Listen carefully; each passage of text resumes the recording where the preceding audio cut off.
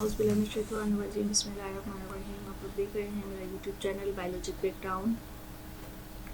आज हम unit number 12 के MCQs 11 से लेकर 21 तक उसको जो है वो सॉल्व करेंगे। तो MCQs नंबर 11 है when a person frightened which substance increase in blood sugar level.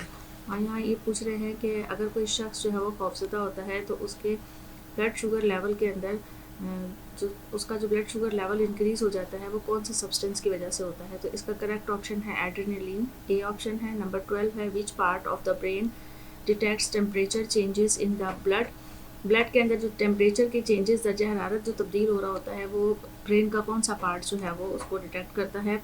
तो इसका करेक्ट ऑप्शन है हाइपोथैलेमस, सी।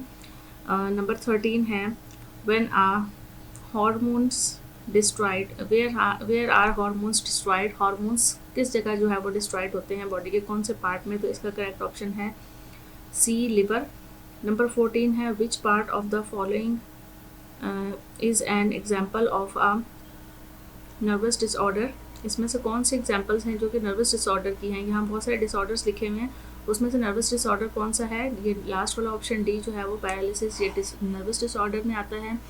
नंबर 15 है the correct order of the auditory ossicle is. ये जो ऑडिटरी ऑसिकल्स है इसका करेक्ट ऑर्डर क्या है।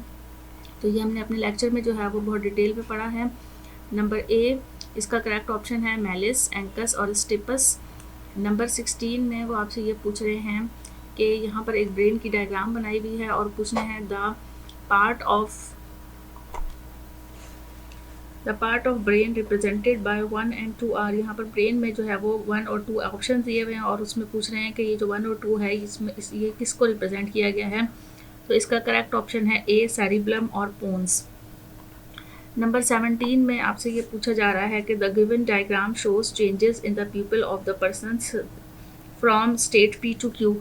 अब आपको यहाँ इस डायग्राम में नज़र आ रहा होगा ये पी एक डायग्राम दी हुई है आई की और एक ये क्यू जो है वो बताया हुआ है। तो यहाँ पर कुछ चेंजेस आ रही हैं, इसके प्यूपल में और इसके प्यूपल में जो है वो तब्दीली आ रही है। तो वो पूछ रहे हैं कि किस तरह से जो है वो ये तब्दीली किस चीज़ को शो कर रही है। तो इसका करेक्ट ऑप्शन है contracted as the person entered a bright light lit from.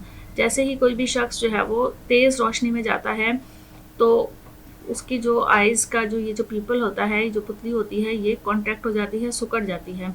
तो यहाँ यही बताया हुआ है ये डायलेट्स हुई हुई है यानी फैली हुई है और यहाँ पर ये सुकड़ गई है।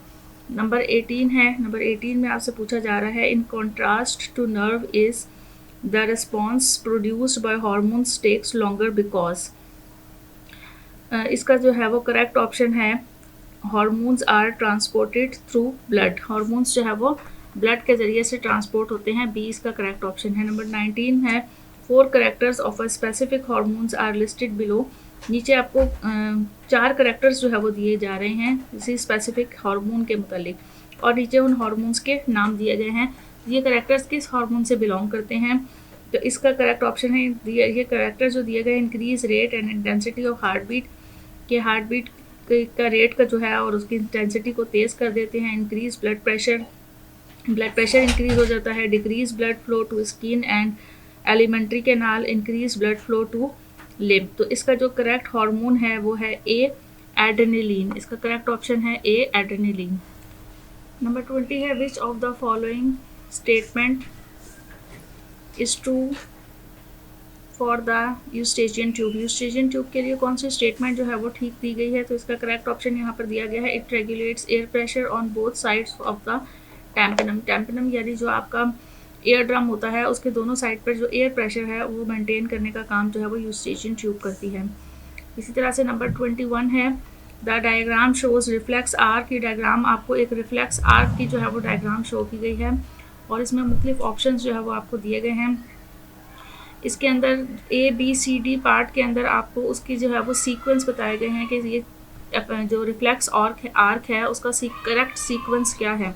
तो इसका करेक्ट सीक्वेंस डी है। सबसे पहले रिसेप्टर पे मैसेज आता है, फिर सेंसरी न्यूरॉन्स पे और उसके बाद इंटर न्यूरॉन्स, मोटर न्यूरॉन्स और फिर अफेक्टर जो है वो लास्ट में उसके ऊपर जो है वो मैसेज डिलीवर होता है, या जो भी काम होना होता है वो एफेक्टर्स के थ्रू होता है। तो रिसेप्टर से सेंसरी न्यूरॉन्स पे जाता है मैसेज, फिर सेंसरी न्यूरॉन से इंटर न्यूरॉन से मोटर न्यूरॉन्स, और फिर जो है वो एफेक्टर्स में मैसेज जो है वो डिलीवर होता है। नंबर 22 है the diagram shows the different regions of the brain which structures carry out the functions of conscious thought and intelligence। अब यहाँ पर देखें, आपको ये एक ब्रेन की डायग्राम दी गई है। आपको ब्रेन के डायग्राम्स के या ब्रेन के जो है वो सारे पार्ट्स के बारे में बहुत अच्छी तरह से आपको डिटेल लेक्चर्स जो है वो दे दिए गए हैं, और उसको समझकर या उसको आप सुनकर जो है वो अच्छी तरह से आप ब्रेन की डायग्राम्स की मुख्तलिफ पार्ट्स को जो है वो आइडेंटिफाई कर सकते हैं।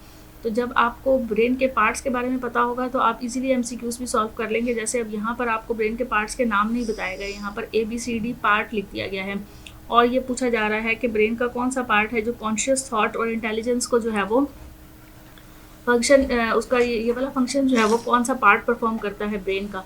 तो आपको ब्रेन के पार्ट्स पता होने चाहिए सबसे पहले। तो जो इसका A पार्ट है वो है इसका सेरिब्रम, B जो पार्ट है वो इसका सेरिब्लम है, C में जो है वो मेड्यूला को जो है वो दिखाया गया है, और D जो है वो पोन्स है।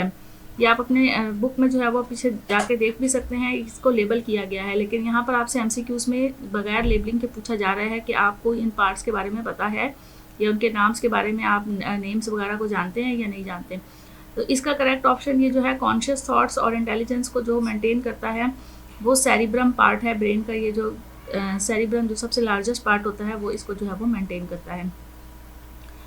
उम्मीद है आपको ये एमसीक्यूज अच्छी तरह से समझ में आ गए होंगे। इसी तरह के मज़ीद एमसीक्यूज भी जो है वो आप लोगों के लिए जो है वो आपको इसी यूट्यूब चैनल पे, और अपने फीडबैक्स और कमेंट्स जो है वो ज़रूर दिया करें ताकि आपके लिए अच्छी अच्छी वीडियोस जो है वो बनाई जा सके। Thank you so much. अल्लाह हाफ़िज़।